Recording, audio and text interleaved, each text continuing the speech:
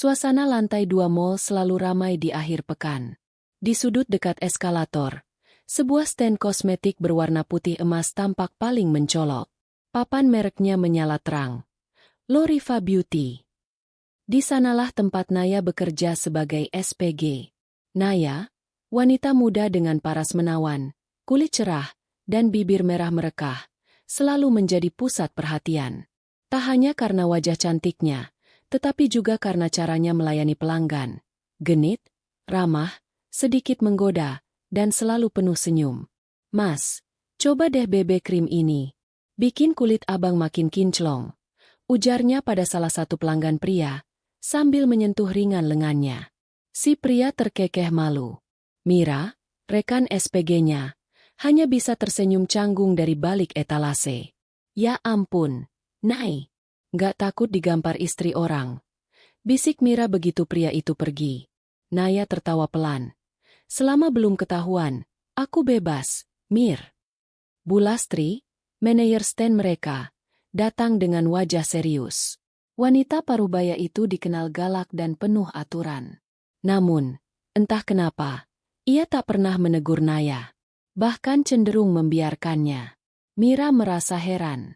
Semua pegawai lain bisa ditegur karena sepele. Tapi Naya, seolah punya perlindungan tak kasat mata. Malamnya, saat mall sepi dan lampu mulai dimatikan satu persatu, Naya masih berdiri sendirian di stand. Dia sedang menata ulang lipstik di rak ketika suara berdesis terdengar dari balik tirai gudang kecil di belakang. "Hahaha." Naya menoleh. Tidak ada siapa-siapa. Dia memicingkan mata. "Halo? Siapa di sana?" tanyanya.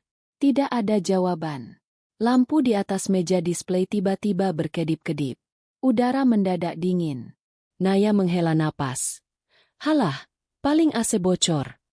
Tapi saat ia menoleh ke cermin kecil di meja rias, ada sosok perempuan berjubah putih berdiri tepat di belakangnya. Naya refleks berbalik. Kosong. Ia mematung. Suara lirih tiba-tiba terdengar. "Kamu yang menggantikan aku."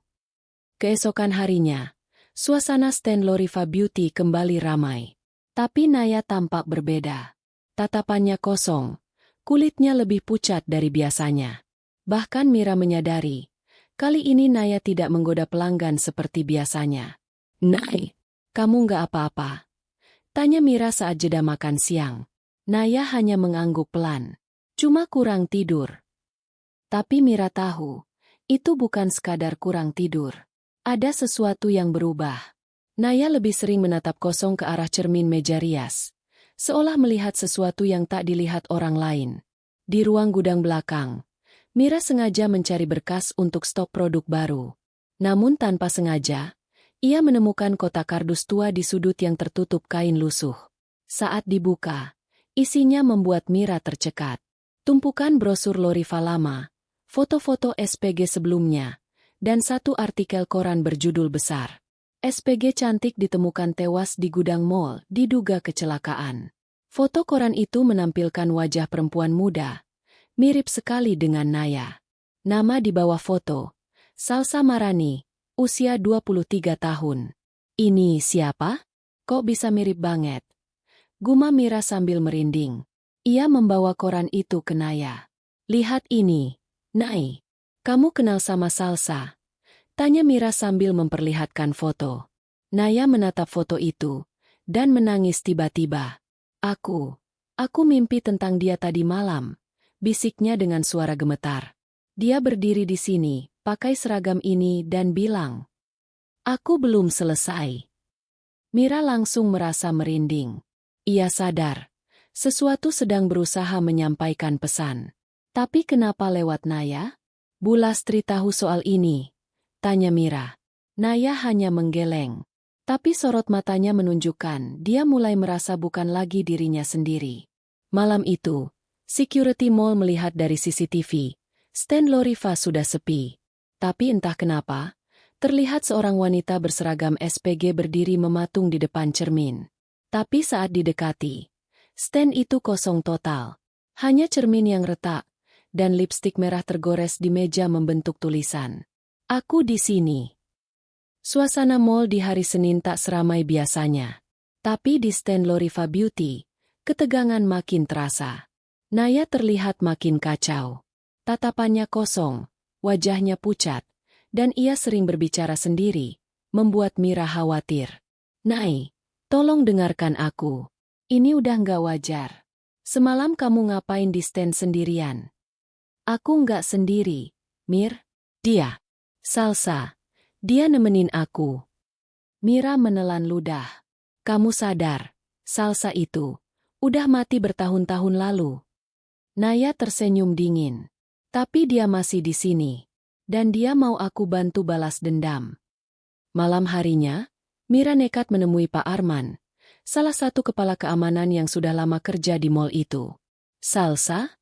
Waduh, itu nama yang udah lama nggak disebut orang sini," kata Pak Arman dengan suara rendah.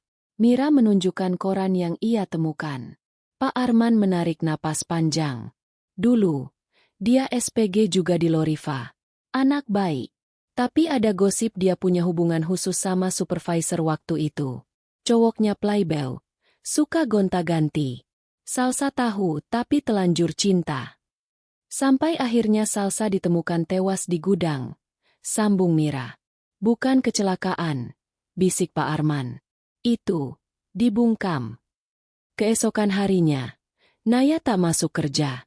Mira pergi ke kosan Naya, yang hanya berjarak 3 gang dari mall. Saat pintu kamar dibuka, bau amis darah menyeruak. Kamar berantakan. Cermin pecah. Di dinding, tertulis dengan lipstik merah. "Aku ingat mereka. Aku ingin mereka rasakan sakitku." Dan di tengah kamar, Naya terduduk diam memeluk lututnya. Matanya kosong. Di tangannya tergenggam foto lama Salsa, robek di bagian wajah si pria. "Dia tunjukin semuanya ke aku. Mir, aku tahu siapa yang bunuh dia." Mira duduk bersama Naya di kamar kos yang masih berantakan. Suasana mencekam masih menyelimuti ruangan. Tapi kali ini Naya mulai sedikit tenang. Tangannya gemetar saat menyerahkan sobekan foto yang ia genggam semalaman. "Ini, potongan wajah pria yang dulu bersama Salsa. Tapi, aku tahu siapa dia," bisik Naya. Mira menatap sobekan foto itu. Meski bagian wajah si pria tidak utuh, ia mengenali dari satu hal, tanda lahir kecil di bawah telinga kiri. "Dani." Mira bergumam.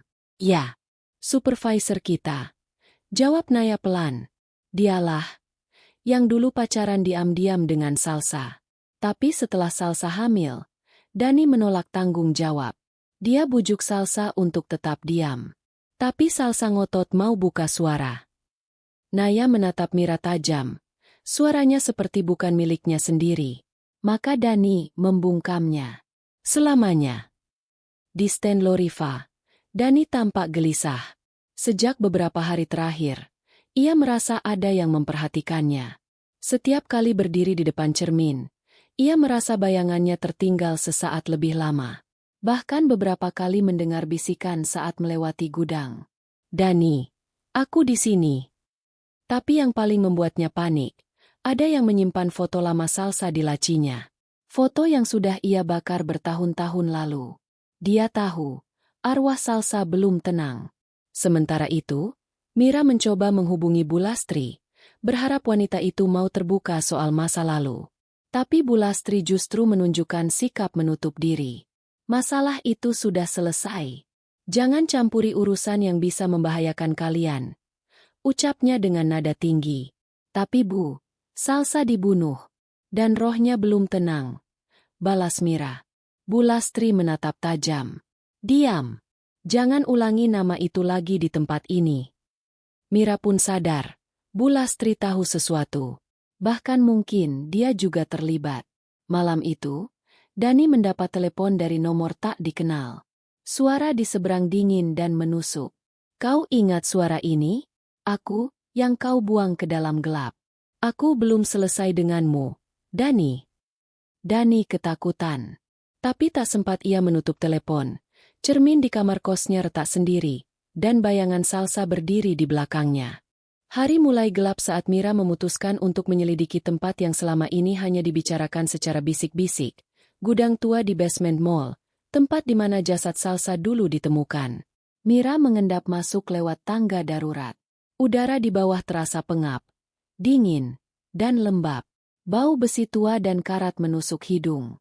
Saat lampu senter HP-nya menerangi lorong menuju gudang, ia merasa seperti berjalan ke dalam rahasia kelam. Pintu gudang itu terkunci gembok karatan. Tapi anehnya, begitu Mira menyentuhnya, klek! Gembok itu terbuka sendiri, seolah memang mengizinkan dia masuk. Di dalam gudang, tumpukan barang-barang promosi usang dan rak berdebu menyambut.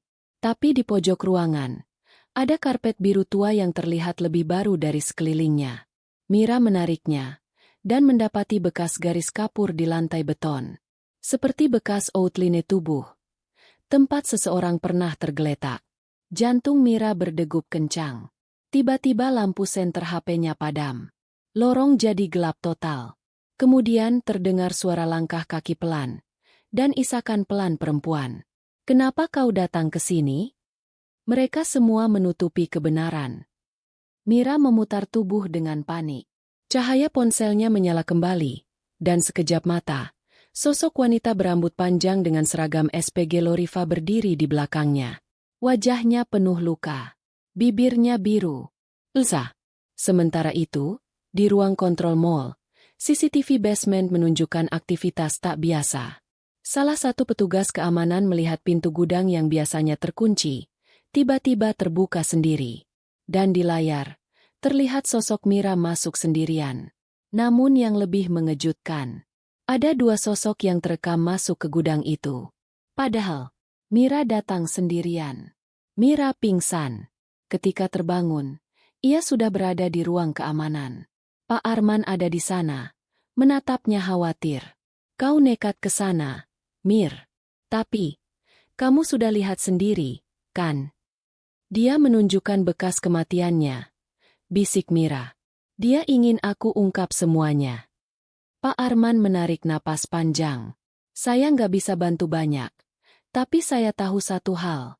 Bu Lastri dan Dani lah orang terakhir yang terlihat bersama Salsa sebelum dia hilang. Dan setelah malam itu, semua orang diperintah diam." Esok harinya, Mira kembali bekerja dengan kepala penuh pikiran. Matanya lelah, dan rasa takut masih menggantung sejak kejadian di gudang basement. Namun, ada satu hal yang ia yakini sekarang. Salsa memang dibunuh. Dan pembunuhnya belum mendapatkan balasan. Mira menatap stand Loriva, kemudian melihat ke arah Bu Lastri, yang duduk di kantor kecil kaca tak jauh dari situ. Wajah wanita itu tegang, seperti menahan tekanan besar. Sejak semalam, Bu Lastri juga menerima surat kaleng berisi foto-foto lama Salsa dan satu kalimat, "Aku masih di sini." Siang harinya, Bu Lastri memanggil Mira secara pribadi. "Kalau kamu mau tetap kerja, kamu berhenti cari tahu soal Salsa." Suaranya keras tapi gemetar. Mira berusaha tenang. "Bu, saya tahu Bu Lastri tahu semuanya. Kenapa ibu tutup mulut?" Bu Lastri menunduk. Matanya berkaca-kaca. "Aku dulu sempat membela Salsa. Dia anak baik. Tapi begitu tahu dia hamil dan ingin buka suara soal hubungan gelap itu, Dani panik. Dia minta aku bujuk Salsa buat diam. Aku bilang jangan macam-macam. Tapi malam itu..." Suara Bu Lastri mulai bergetar. Dia datang lagi ke mall. Katanya ingin bertemu Dani. Tapi paginya, aku yang pertama temukan jasadnya. Luka di kepala. Wajahnya lebam. Tapi semua disapu bersih. CCTV hilang. Pihak manajemen bilang, kecelakaan. Dan aku disuruh diam. Atau aku kehilangan pekerjaanku. Mira tertegun. "Bu, dia ingin kebenaran. Dan dia sudah kembali." Bu Lastri menangis. "Aku tahu. Dia muncul di mimpiku 2 malam berturut-turut. Pakai seragam SPG. Wajahnya hancur. Dia cuma bilang satu kalimat. 'Kau biarkan aku dibungkam.'" Malam itu, Dani berjalan cepat keluar dari mall, sambil terus melihat ke belakang. Beberapa hari ini, ia diteror bisikan dan bayangan. Suara Salsa memanggilnya dari balik cermin, dari rak kosmetik, bahkan dari dalam lift. Saat Dani masuk ke mobilnya di basement parkir, kaca spion memperlihatkan wajah pucat di bangku belakang. Dani menoleh cepat. Kosong. Tapi saat menengok ke depan kembali, brak! Wajah Salsa muncul tepat di balik kaca depan, membuat Dani menjerit dan menabrak tiang parkir. Mobil penyok. Dani gemetar.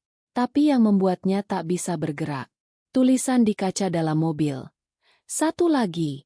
Kemudian aku tenang. Dani kini benar-benar kacau.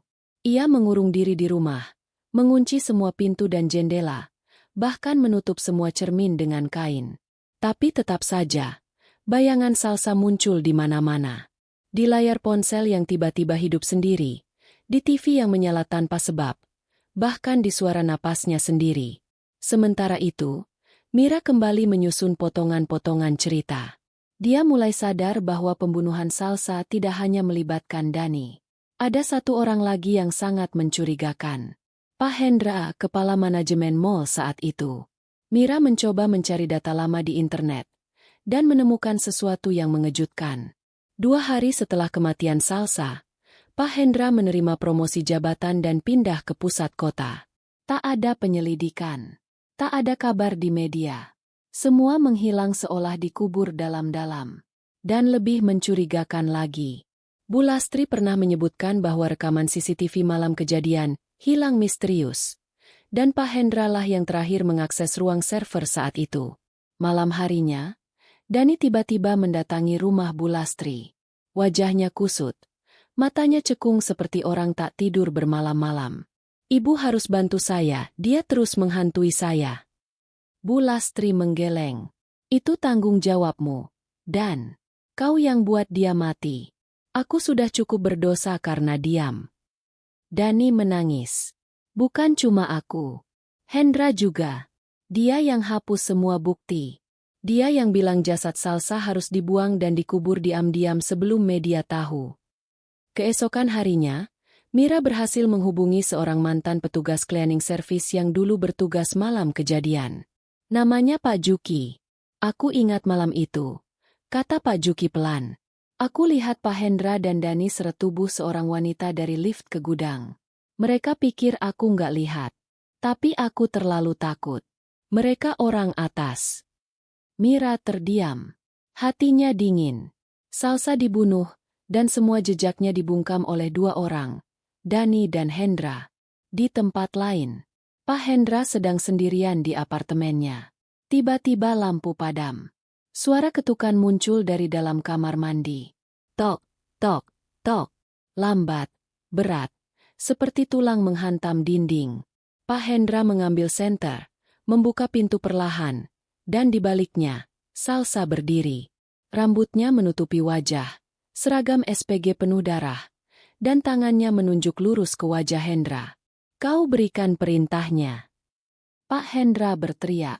Tapi semua sia-sia. Saat tubuhnya ditemukan esok pagi, ia tergeletak dengan wajah membiru dan mata membelalak ke arah cermin, yang dipenuhi tulisan lipstik merah. Aku ingat. Dan sekarang satu telah selesai. Sejak kematian mendadak Pak Hendra yang menghebohkan, suasana mall berubah drastis. SPG dan staf banyak yang mulai mengundurkan diri, mengaku tidak tahan dengan atmosfer gelap dan penuh tekanan yang tak kasat mata.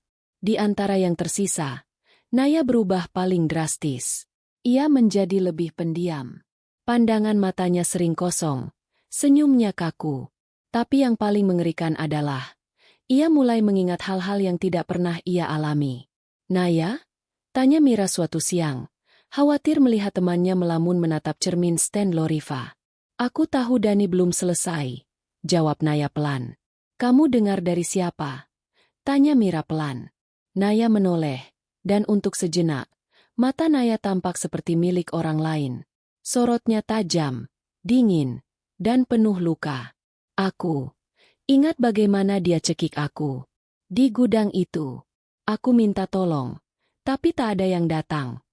Mira menahan napas. Itu adalah ucapan yang hanya mungkin dikatakan oleh Salsa. Malam harinya, Dani datang ke mall untuk mengambil barang pribadinya. Ia telah mengundurkan diri, Tak kuat dengan tekanan batin dan teror yang terus menghantui. Tapi di lorong sepi dekat lorong pantry, Dani melihat seseorang berdiri. Naya. Nai, kamu ngapain di sini? Tapi Naya hanya berdiri diam, menunduk. Saat Dani mendekat, Naya mengangkat kepala dan berkata dengan suara parau. Kau pikir aku akan membiarkanmu hidup tenang? Kau belum bayar apa-apa atas kematianku. Dani mundur ketakutan. Salsa? Naya, itu kamu, kan? Tapi Naya melangkah maju perlahan. Mulutnya berbisik, dan seluruh lampu lorong padam satu persatu. Dani berlari, namun dari segala arah, bayangan Salsa muncul di dinding.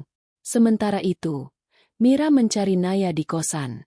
Tapi yang ia temukan justru satu buku catatan kecil yang entah sejak kapan terselip di tas Naya.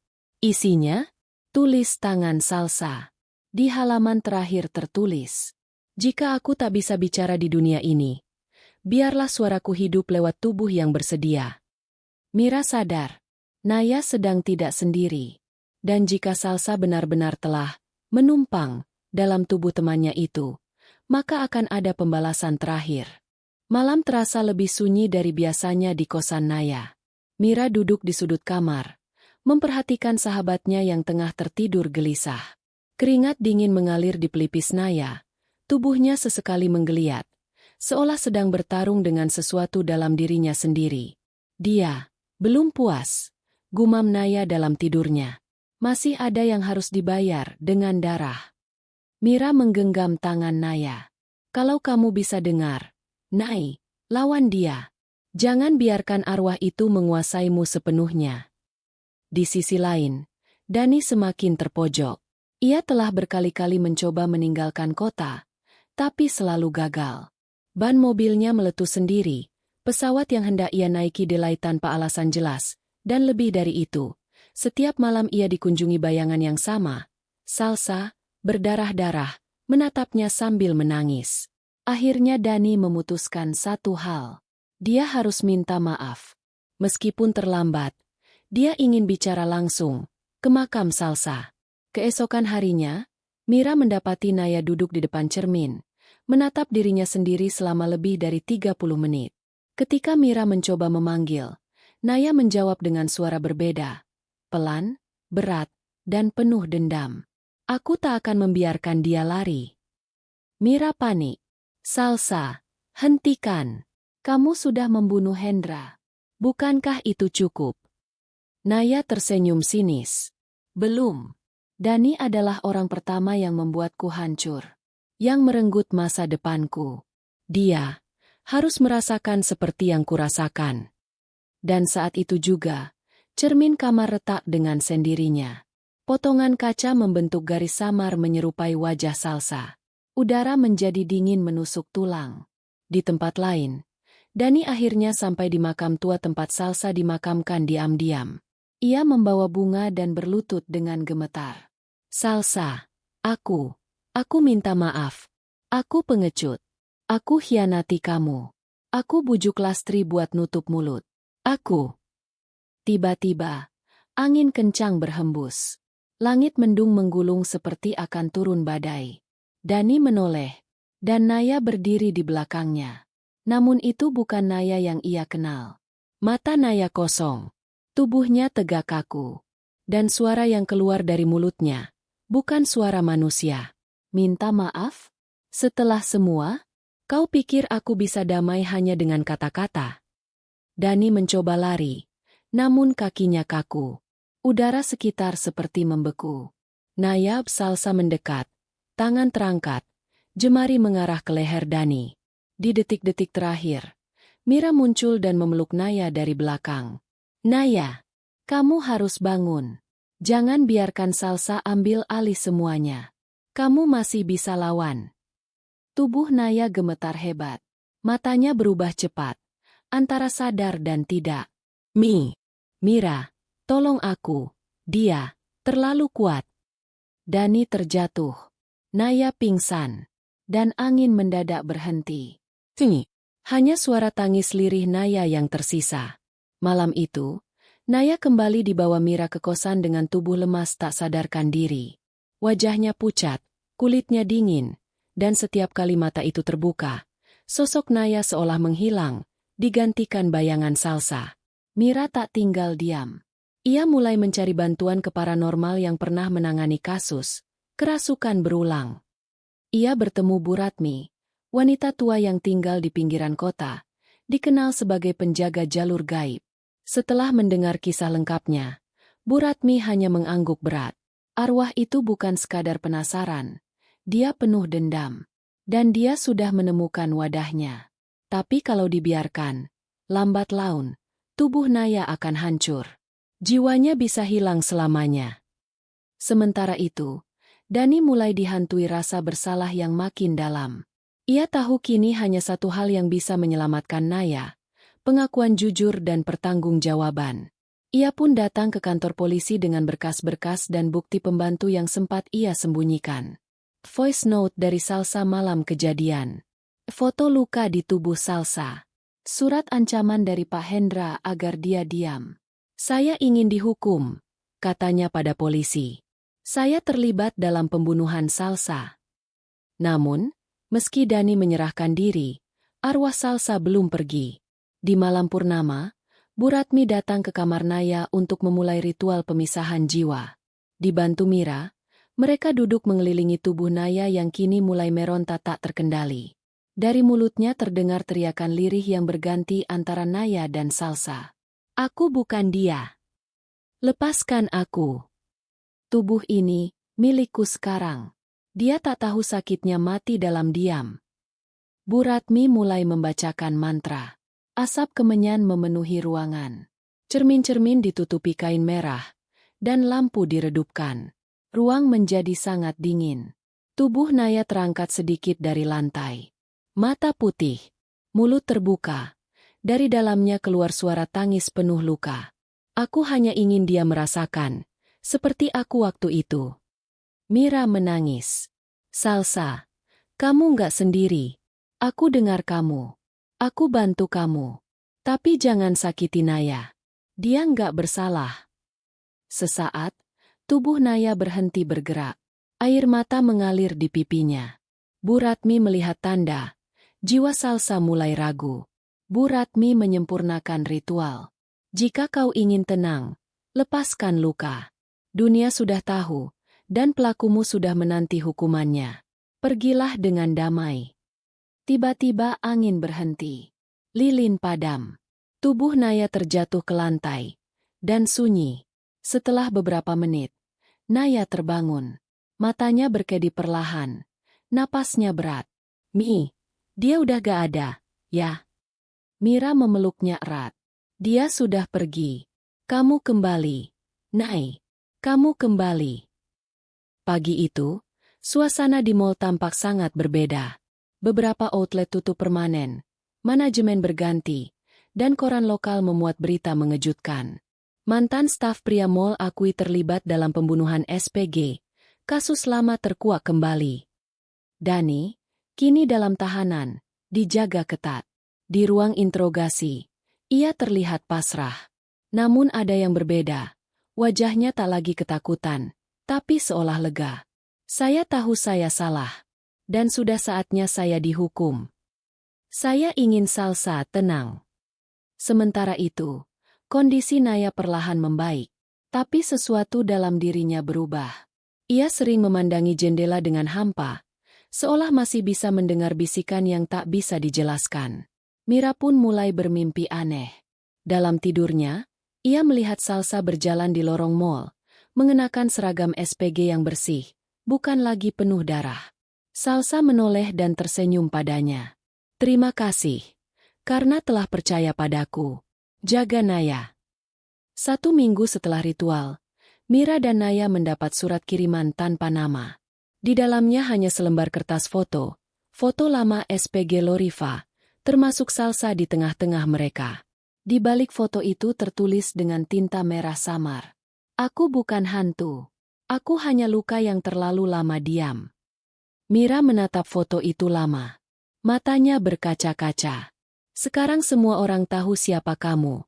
Sah, kamu bukan lagi rahasia yang dikubur di lorong gelap. Hari itu juga, Mereka mendatangi makam Salsa. Naya meletakkan bunga mawar putih dan berdiri diam cukup lama. Aku nggak tahu kenapa kamu pilih aku, Sa. Tapi aku akan jaga apa yang kamu tinggalkan. Aku janji. Angin berhembus pelan. Lembut. Namun sebelum mereka pergi, Mira menoleh ke arah pepohonan makam. Sekilas, ia melihat sosok Salsa berdiri di balik batang pohon besar, tersenyum, lalu memudar perlahan. Arwah itu akhirnya tenang. Tapi di ujung jalan cerita ini, sebuah pertanyaan kecil masih mengendap. Apakah dendam benar-benar sudah berakhir? Atau masih ada yang belum dibayar sepenuhnya? Beberapa bulan berlalu sejak kasus tragis Salsa akhirnya terbongkar. Dani resmi dijatuhi hukuman penjara, dan pihak manajemen mall mengumumkan rencana grand reopening setelah renovasi besar-besaran. Mereka yakin, dengan perubahan interior dan nama baru, mall kini menjadi Santara Square. Kenangan kelam bisa dilupakan. Namun, seperti luka yang hanya ditutup tanpa benar-benar disembuhkan, kegelapan itu masih mengintai. Naya, yang kini telah berhenti dari dunia SPG, bekerja sebagai staf administrasi di tempat lain. Tapi suatu malam, ia mendapat telepon dari nomor tak dikenal. Mbak Naya, saya dari manajemen Santara Square. Kami ingin mengundang mantan staf lama untuk hadir di pembukaan kembali mall sebagai tamu kehormatan. Awalnya Naya ragu, tapi Mira meyakinkannya untuk datang. Anggap saja ini penutup yang pantas. Kamu butuh itu. Kita semua butuh itu. Hari pembukaan tiba.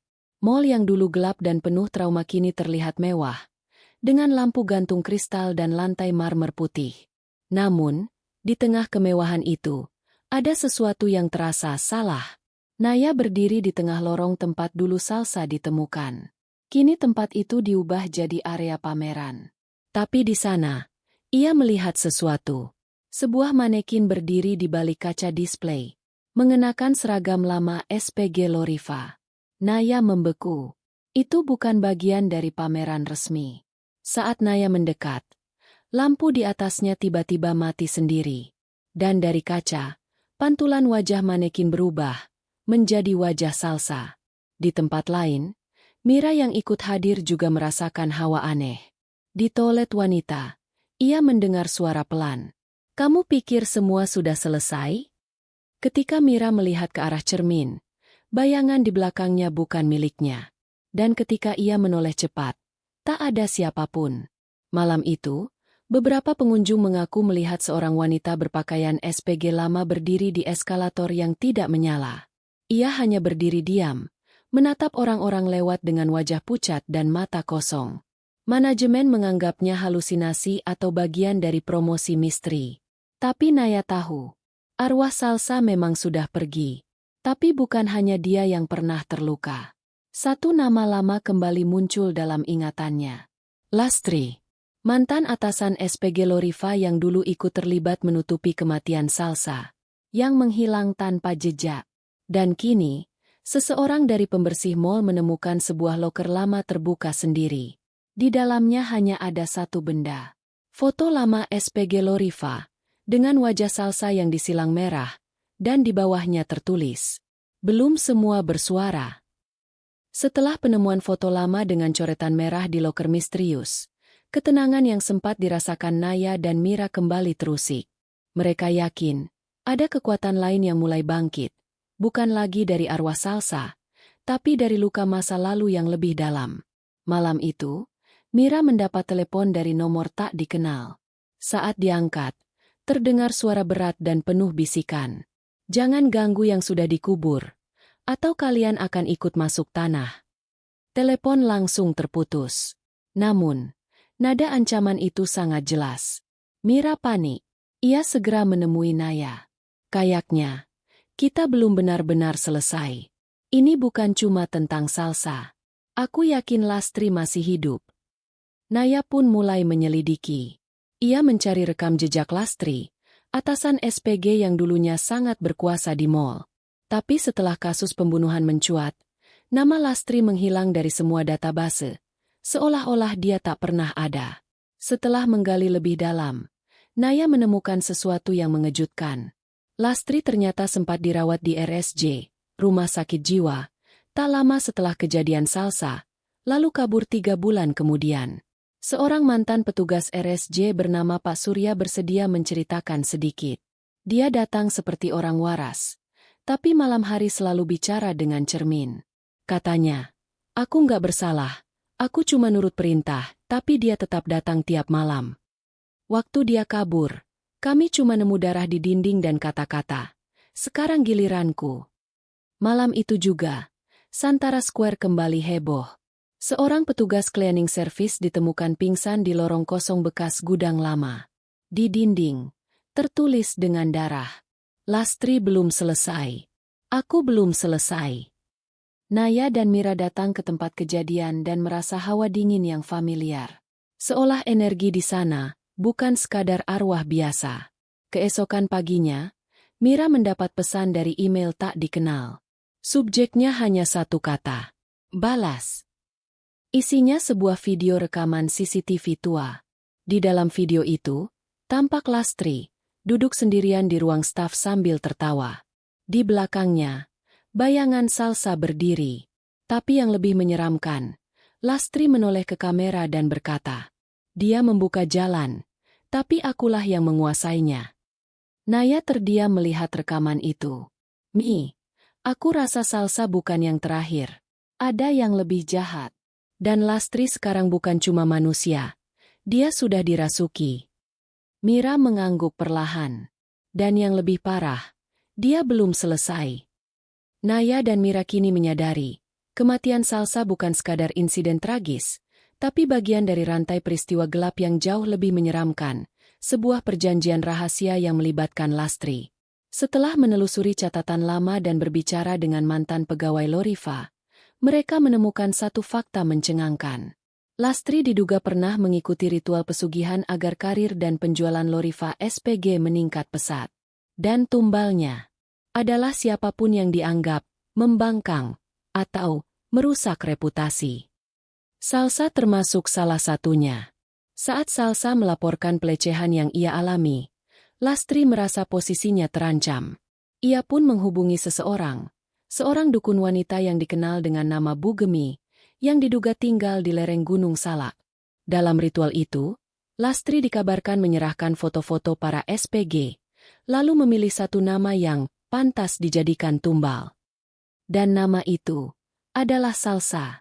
Malam kematian Salsa ternyata bukan murni kecelakaan atau kekerasan sesaat. Dani hanyalah alat. Lastri yang menyuruhnya menakut-nakuti Salsa agar berhenti mengancam laporan. Tapi ketika Dani hilang kendali dan Salsa benar-benar tewas, Lastri justru memanfaatkan kematian itu untuk mengikat kekuatan pesugihannya lebih kuat lagi. Kini, setelah semuanya terbongkar, Lastri yang dikabarkan hilang ternyata tak pernah pergi jauh. Ia tinggal di sebuah rumah tua tak jauh dari area belakang mall, berbaur dengan warga miskin dan tak lagi memakai identitas lamanya. Mira dan Naya diam-diam mendatangi tempat itu. Tapi yang mereka lihat membuat bulu kuduk berdiri. Rumah reot itu penuh dengan boneka manekin tanpa kepala, lilin hitam, dan kain merah tergantung di setiap sudut. Di tengah ruangan, terdapat altar kecil dengan foto Salsa yang terbakar sebagian. Lalu, mereka melihat Lastri. Ia duduk bersila, menatap mereka tanpa berkedip. "Sudah kubilang, dia hanya yang pertama. Mall itu haus darah. Dan kalian mengganggu kesepakatanku. Kalian, calon berikutnya." Tiba-tiba, pintu menutup sendiri. Lampu padam. Naya merasakan tekanan di dadanya. Seolah udara di ruangan itu disedot keluar. Lastri tertawa. Lalu matanya berubah hitam pekat. Rambutnya terangkat pelan. Dan dari tubuhnya keluar bayangan samar bertanduk. Sosok makhluk yang bukan manusia. Mira menggenggam tangan Naya. "Kita harus keluar. Atau kita gak akan pernah keluar lagi." Ruangan tua itu kini berubah mencekam. Lampu padam. Hanya nyala lilin hitam yang berkelap-kelip, memantulkan bayangan mengerikan di dinding. Lastri, yang kini sudah dirasuki makhluk dari alam lain, berdiri dengan posisi tubuh membungkuk aneh, Suaranya bukan lagi manusia. Kalian datang ke tempat yang salah. Tapi jangan khawatir. Tempat ini juga akan jadi makam kalian. Naya menjerit. Mira membaca doa keras-keras. Mencoba melindungi mereka. Tapi Lastri hanya tertawa. Keras, dingin, dan penuh dendam. Kalian pikir Salsa bisa menyelamatkan kalian? Dia milikku. Semua jiwa di mall itu milikku. Tiba-tiba, angin berputar kencang di dalam ruangan sempit itu. Lilin padam satu persatu, dan suara jeritan wanita menggema dari balik dinding. Dari altar yang tadi terlihat terbakar sebagian, asap putih mengepul. Lalu muncul sosok Salsa.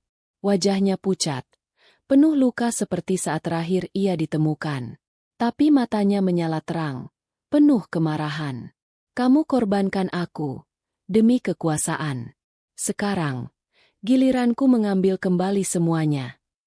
Salsa terbang ke arah Lastri. Tubuh Lastri terguncang keras, seperti disetrum. Ia berteriak, "Tidak, kau bukan tuannya. Aku yang dipilih." Naya dan Mira hanya bisa menyaksikan pertarungan spiritual itu dari sudut ruangan. Seluruh isi rumah bergetar, tembok retak, dan suara tangisan serta tawa bergema bersahutan.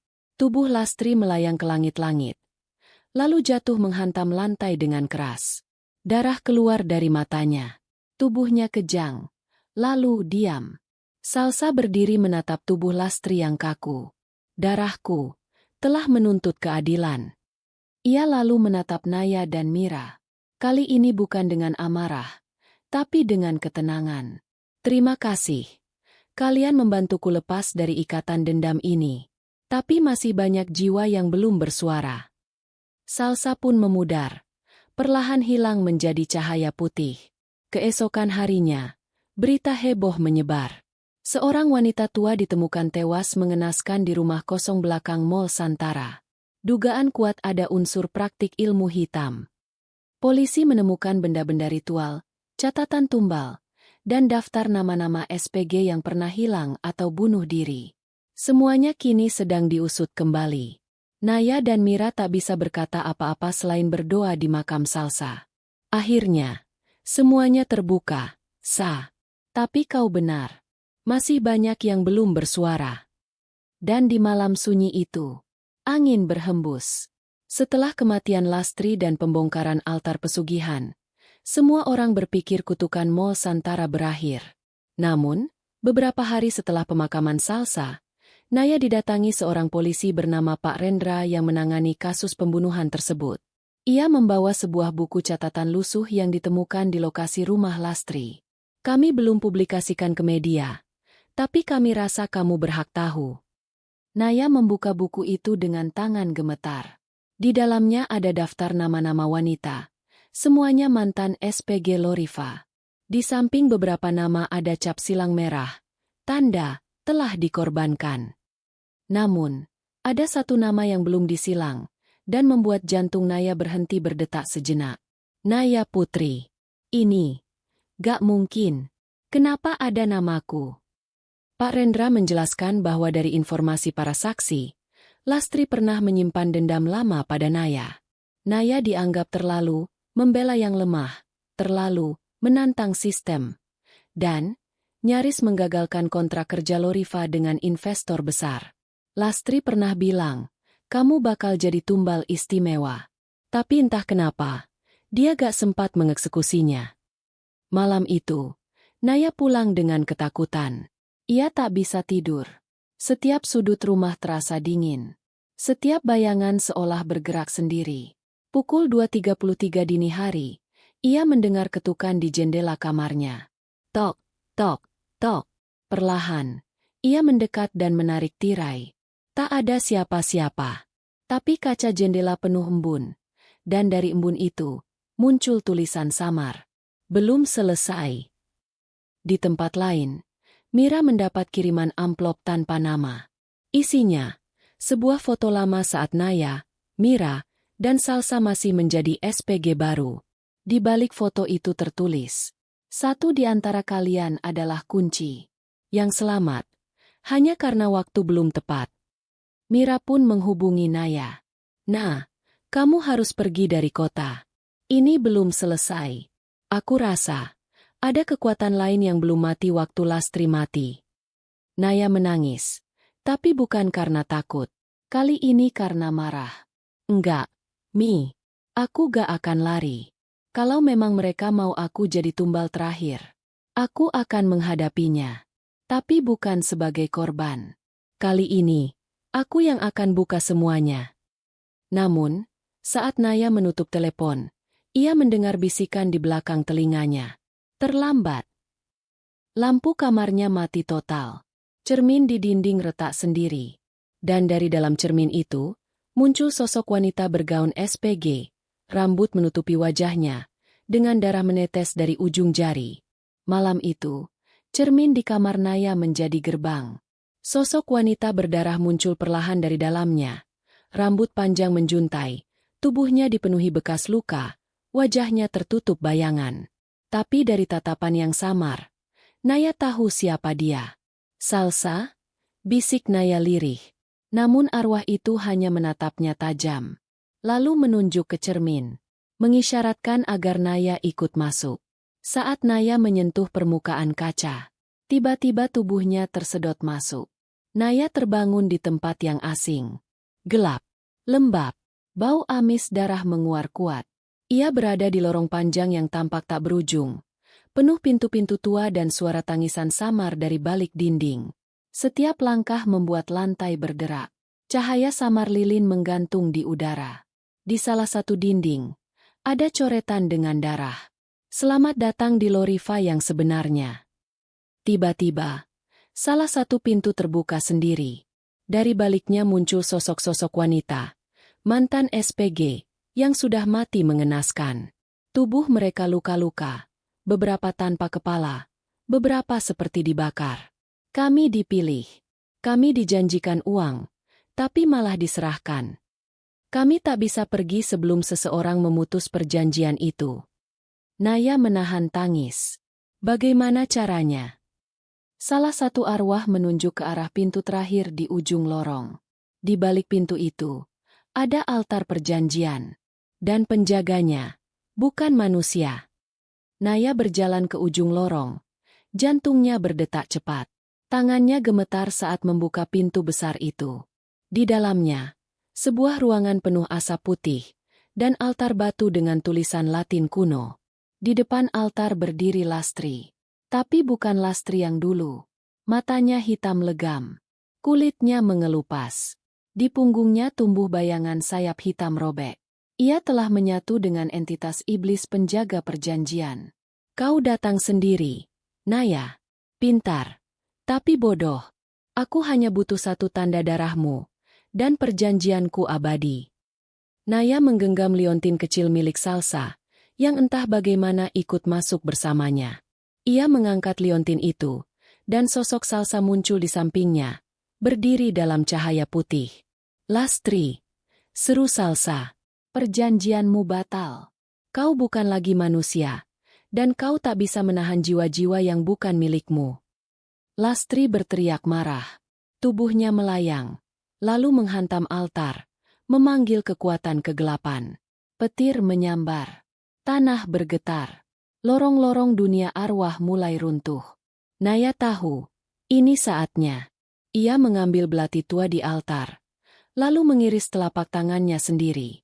Darahnya menetes ke liontin Salsa yang bercahaya. Seketika, cahaya putih menyelimuti ruangan. Arwah para korban muncul satu persatu, menarik Lastri, mengurungnya. Ia berteriak, tapi tak bisa melawan. Tidak Lalu, ledakan cahaya memekakan telinga. Naya terjatuh, pingsan. Saat membuka mata, ia sudah kembali di kamarnya. Pagi telah tiba. Cerminnya retak. Liontin Salsa tergeletak di sampingnya, bersih, tak berbekas darah. Di luar, kabar menghebohkan kembali muncul. Mall Santara akan ditutup permanen. Penemuan struktur bawah tanah aneh memicu evakuasi besar. Mira memeluk Naya dengan mata berkaca-kaca. Kamu kembali. Kamu selamat. Naya hanya tersenyum tipis. Tapi tidak semuanya. Sudah 2 minggu berlalu sejak Naya kembali dari dunia arwah. Mall Santara resmi ditutup dan kawasan di sekitarnya dipasangi garis polisi. Tapi bagi Naya, luka dan trauma itu masih nyata. Ia sering terbangun di malam hari, napas memburu, mendengar jeritan samar yang entah nyata atau hanya mimpi buruk. Mira, yang setia menemaninya, membawa Naya ke seorang ustaz yang dikenal memiliki ilmu spiritual tinggi. Setelah mendengar cerita Naya, sang ustaz hanya diam sejenak, lalu berkata pelan, "Kamu memang selamat. Tapi perjanjian itu mengikat lebih dari sekadar jiwa. Tempat itu pernah menjadi tanah tumbal dan darahmu kini sudah tercampur dalam lingkarannya." Naya terdiam. Maksudnya, kutukannya belum benar-benar berakhir. Sang ustaz mengangguk. Selama akar tempat itu belum dihancurkan, selama barang-barang pemanggil pesugihan masih tertanam di bawah bangunan itu, arwah yang tersisa akan tetap mencari pemilik darah berikutnya. Hari-hari berjalan, namun kejadian aneh kembali muncul. Seorang pekerja proyek yang membongkar area basement mall ditemukan tewas misterius, dengan tubuh membeku dan ekspresi wajah ketakutan ekstrim. Tak hanya itu, salah satu SPG baru dari agensi yang berbeda juga dilaporkan menghilang setelah menerima panggilan interview fiktif di bekas lokasi Loriva. Naya merasa bersalah. "Aku pikir aku sudah menyelesaikan semua ini. Tapi nyatanya, aku hanya menutup satu pintu. Masih ada banyak jendela yang terbuka." Di tengah rasa frustasinya, Naya menerima sebuah paket tanpa pengirim. Isinya, sebuah foto tua dengan wajah-wajah SPG yang tak dikenalnya. Sebuah kunci tua. Sepucuk surat. "Kau selamat karena kau adalah yang terpilih. Tapi kau belum selesai. Jika kau ingin menyelamatkan semuanya, datanglah ke tempat di mana perjanjian pertama dimulai. Villa Bumi Kelam." Naya menggenggam kunci itu. Jantungnya berdegup kencang. "Mira, tolong bilang kamu gak akan datang ke sana sendirian." "Naya, aku gak bisa terus sembunyi. Kalau akar perjanjiannya ada di sana, maka aku harus mencabutnya sampai ke dasar." Dan malam itu juga, Naya dan Mira bersiap menuju Villa Bumi Kelam, tempat yang bahkan tak muncul di Google Maps. Tempat yang diyakini sebagai lokasi pertama Lastri membuat perjanjian pesugihan berdarah. Namun dari balik jendela rumahnya, seseorang mengamati mereka. Wajahnya tertutup, tapi matanya memancarkan sesuatu yang menyeramkan. Ia menulis sesuatu di ponselnya. Target bergerak. Fase terakhir segera dimulai. Jalan menuju Villa Bumi Kelam gelap dan tak terurus. Pohon-pohon tinggi membentuk terowongan alam yang mencekam. Mobil yang dikendarai Naya dan Mira sempat mogok sejenak. Padahal BBM masih penuh. "Tempat ini gak suka didatangi," gumam Mira sambil menatap GPS yang terus berputar sendiri. Setelah 1 jam berkendara menembus kabut, akhirnya mereka tiba. Villa tua di tengah hutan, berarsitektur kolonial, jendelanya pecah, dindingnya dipenuhi lumut, dan di gerbang depannya tergantung kain merah hitam bertuliskan huruf-huruf Jawa kuno. Saat membuka pintu, aroma menyan bercampur darah basi langsung menusuk hidung. "Ini bukan villa biasa. Ini altar," ucap Naya pelan sambil memegang kunci tua yang sebelumnya ia terima. Mereka menjelajahi ruangan demi ruangan. Di salah satu kamar, mereka menemukan lukisan perempuan muda yang sangat mirip Lastri muda. Namun di belakang lukisan itu, terdapat lubang kecil ke ruangan bawah tanah. Dengan senter dan napas tertahan, mereka turun. Di bawah sana, ada ruang persembahan. Lilin hitam tersusun rapi membentuk lingkaran. Di tengahnya, sebuah kotak batu dengan ukiran tengkorak dan cakar. Naya membuka kotak itu, dan di dalamnya ada boneka jerami berlumur darah kering. Sehelai kain seragam SPG Loriva. Sebuah botol kecil berisi darah kering yang labelnya bertuliskan "Jiwa Kunci, Naya." Tiba-tiba, pintu bawah tanah tertutup sendiri. Lilin menyala satu persatu. Udara mendadak dingin menggigit. Dan dari sudut ruangan, seseorang muncul perlahan. "Kau datang." Akhirnya. Suara itu dalam, Dingin. Menyerupai suara pria dan wanita sekaligus.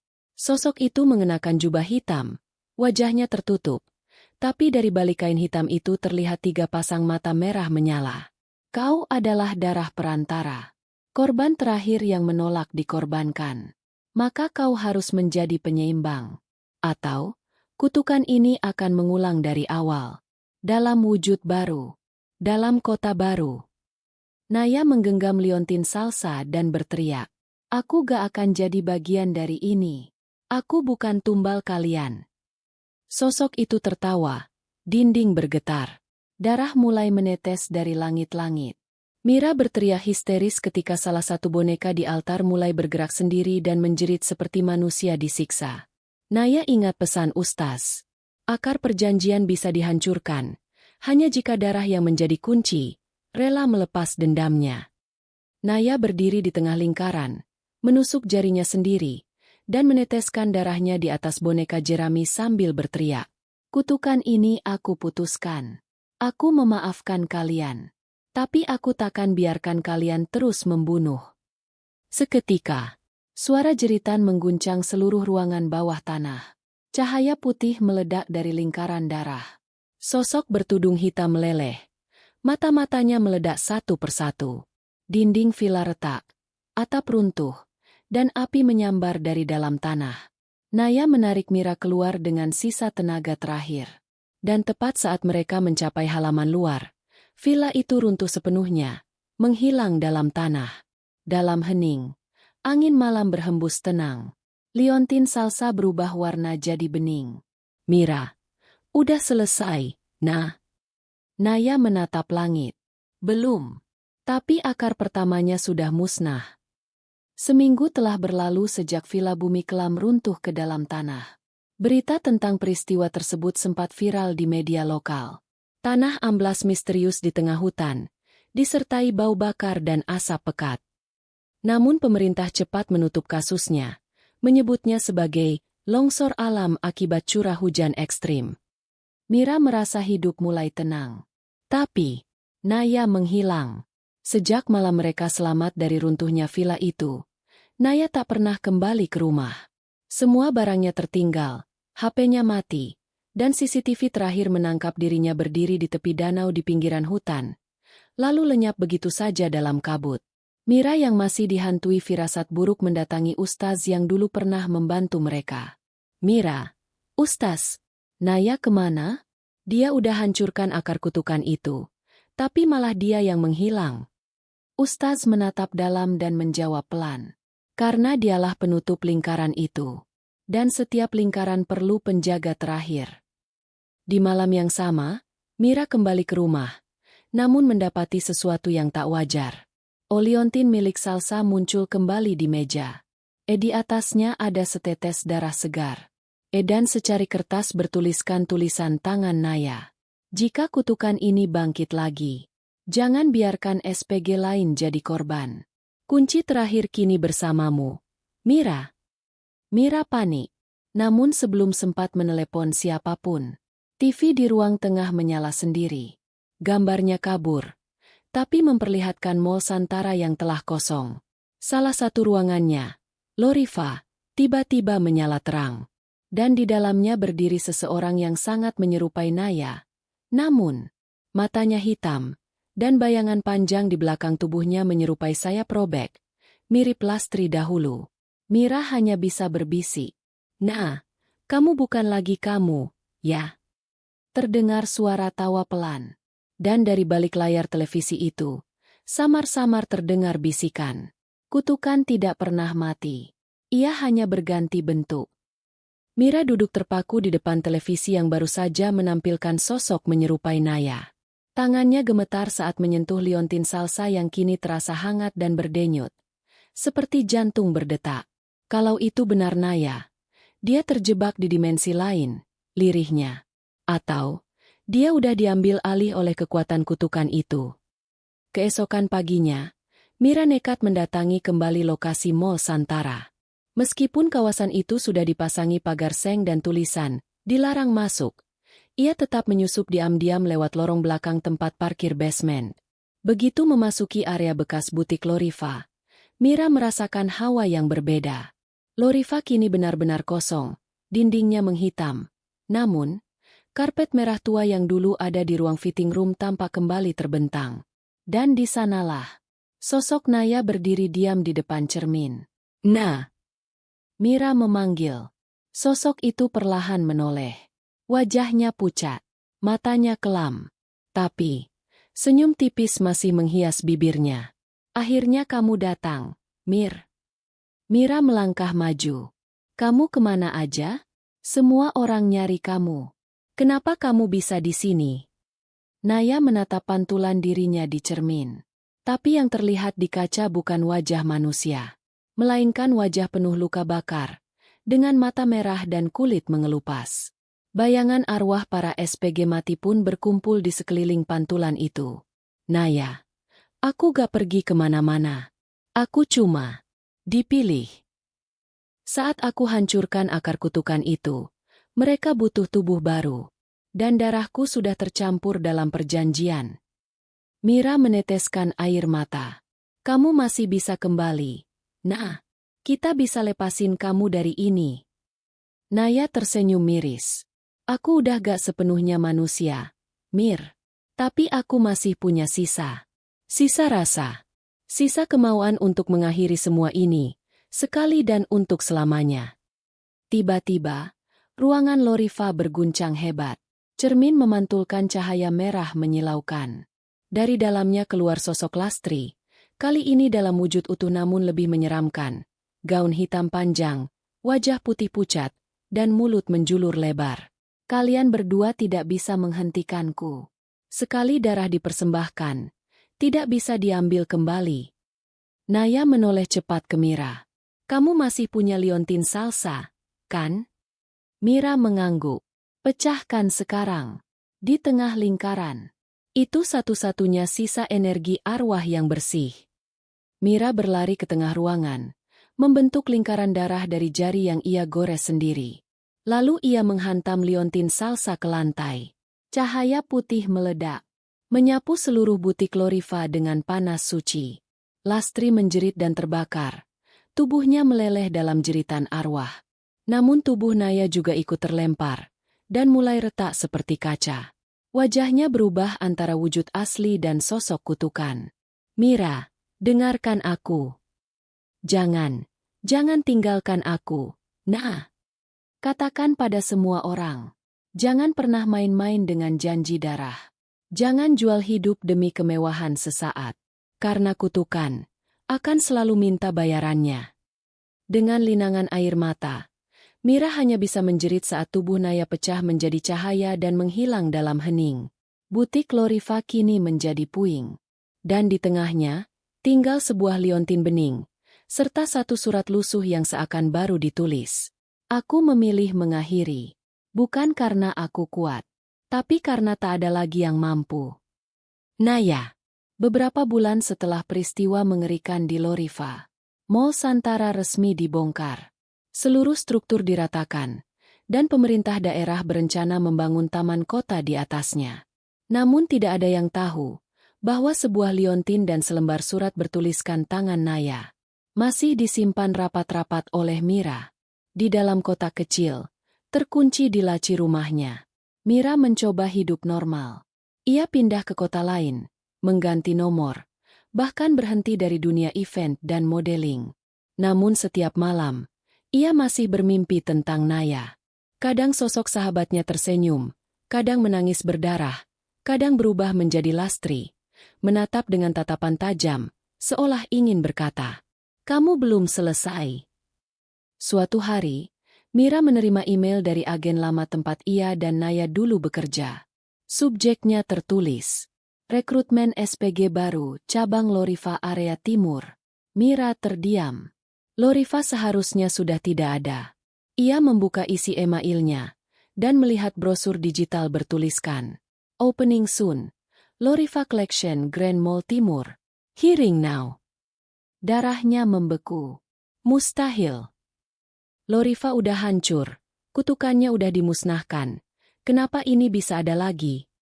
Dengan tangan gemetar, Mira mengecek pengirim email. Alamatnya tampak biasa. Tapi saat ia klik ikon profil, foto pengirimnya adalah wajah Naya. Namun dengan mata hitam dan senyum yang tak wajar. Malamnya, Mira tak bisa tidur. Ia kembali membuka laci, mengambil liontin bening peninggalan Naya.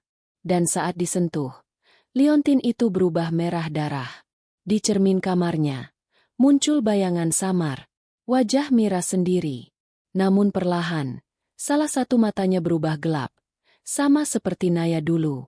Jangan bilang, aku kini menjadi wadah terakhir. Tiba-tiba, TV menyala sendiri. Sebuah video pendek diputar, memperlihatkan rekaman lama Naya dan Mira saat pertama kali kerja jadi SPG Loriva. Tapi di akhir video, muncul pesan. Terima kasih telah meneruskan ikatan ini, Mira. Satu butik mungkin hancur, tapi waralaba kami abadi. Sampai jumpa di Loriva selanjutnya. Mira menjerit. Lalu, semuanya gelap. Mira duduk di ruang tamu dengan lampu redup. Tangannya menggenggam liontin merah darah. Dan pandangannya kosong menatap layar laptop yang kini menampilkan satu kalimat aneh. Selamat datang, pemilik baru. Gerbang darah akan dibuka kembali. Sudah 3 malam ia tidak tidur. Bayangan Naya, Salsa, bahkan Lastri terus bermunculan di cermin, di lantai, di setiap sudut ruangan. Tubuhnya mulai menunjukkan tanda-tanda aneh. Suhu tubuh dingin seperti mayat. Setiap mandi, air di bak berubah merah keruh. Dan setiap tidur, ia berbicara sendiri, dalam bahasa yang bukan bahasa manusia. Mira mencoba berdoa, mencari bantuan rohani. Tapi semua usaha berakhir buntu. Setiap ustaz atau pendeta yang ia datangi, menolak menolongnya setelah memegang liontin itu. Salah satu dari mereka bahkan berteriak histeris dan pingsan sambil berkata, "Dia sudah menyatu. Yang kamu bawa bukan kutukan, tapi warisan darah iblis." Mira pun mengambil keputusan ekstrim. Ia menyewa kamar kosong di sebuah penginapan tua, membawa semua benda terkutuk ke sana. Liontin, seragam Loriva, foto Naya, surat-surat lama. Lalu ia menyiramnya dengan bensin. Cukup. Semua ini harus berakhir. Kalau harus aku yang terbakar juga, gak apa-apa. Namun saat korek api dinyalakan, liontin meledak. Api hitam menyambar dinding. Dan dari tengah kobaran muncul sosok Lastri, tapi kali ini bersama puluhan wanita SPG lain. Semuanya korban masa lalu yang dikorbankan untuk pesugihan. Lastri menatap Mira dan berbisik, "Kamu pikir kami ingin dibebaskan? Kami tak ingin pembebasan. Kami ingin pembalasan." Teriakan arwah menggema, membakar ruangan dengan api yang tak terlihat. Tapi Mira berdiri di tengah kobaran sambil menggenggam foto Naya. "Aku gak akan teruskan ini. Aku bukan kalian. Dan aku bukan milik Loriva." Mira menancapkan pecahan liontin ke dada sendiri. Cahaya putih menyala dari dalam tubuhnya, membakar arwah-arwah yang berputar di sekeliling. Lastri menjerit dan terhisap ke dalam pusaran neraka yang terbuka di lantai. Dan satu persatu, wajah-wajah korban pun ikut menghilang, membawa serta kutukan yang telah diwariskan turun-temurun. Keesokan harinya, kamar penginapan itu ditemukan hangus. Namun tidak ada tubuh. Hanya ada cermin yang masih utuh, dengan tulisan kabur. "Terima kasih, Mira. Kini kami tenang. Tapi jangan biarkan Loriva bangkit lagi." 5 tahun kemudian, sebuah butik dibuka di kota lain. Namanya La Rova. Warna logonya merah marun. Dan pemiliknya, wanita muda dengan senyum tenang, bernama Mila. Namun, di matanya tampak bekas luka samar berbentuk simbol kuno. Dan saat Mila menutup pintu butik untuk malam itu, ia berbisik ke cermin, "Sudah saatnya. Bab baru dimulai." Kutukan itu lahir dari rasa sakit, pengkhianatan, dan darah. Dimulai dari tragedi Lastri, SPG yang dikhianati dan dibunuh demi ambisi dunia malam. Arwahnya tidak hanya gentayangan, tapi juga mewariskan dendam melalui benda-benda berhantu, tempat kerja terkutuk, dan kontrak pesugihan yang melibatkan lebih banyak korban. Naya dan Mira, Dua sahabat SPG yang polos namun ambisius, terjebak dalam pusaran kematian demi kematian. Teman-teman mereka tewas mengenaskan satu persatu, hingga akhirnya terungkap bahwa butik Loriva adalah akar dari segalanya. Bukan sekadar tempat kerja, tapi wadah kutukan, di mana arwah korban akan selalu mencari tubuh baru. Naya memilih berkorban, menyatu dengan kutukan demi menghentikan semuanya. Namun itu bukan akhir, karena seperti kutipan terakhir yang ia tinggalkan. Kutukan tidak pernah mati, ia hanya berganti bentuk. Mira, satu-satunya yang selamat, menjadi penjaga terakhir. Namun seiring waktu, kutukan mulai meresap ke dalam dirinya, menyisakan keraguan. Apakah dia masih manusia, atau telah ditandai untuk meneruskan dendam? Pada akhirnya, Mira memilih menghancurkan liontin terakhir dan tubuhnya sendiri, mengorbankan dirinya untuk mengakhiri semuanya, menghapus nama Loriva dari dunia. Namun, beberapa tahun kemudian, muncul kembali butik dengan nama baru, Larova. Wajah pemiliknya tidak asing. Tatapannya tenang, senyumnya manis. Tapi di matanya, tersimpan kegelapan lama yang belum benar-benar hilang.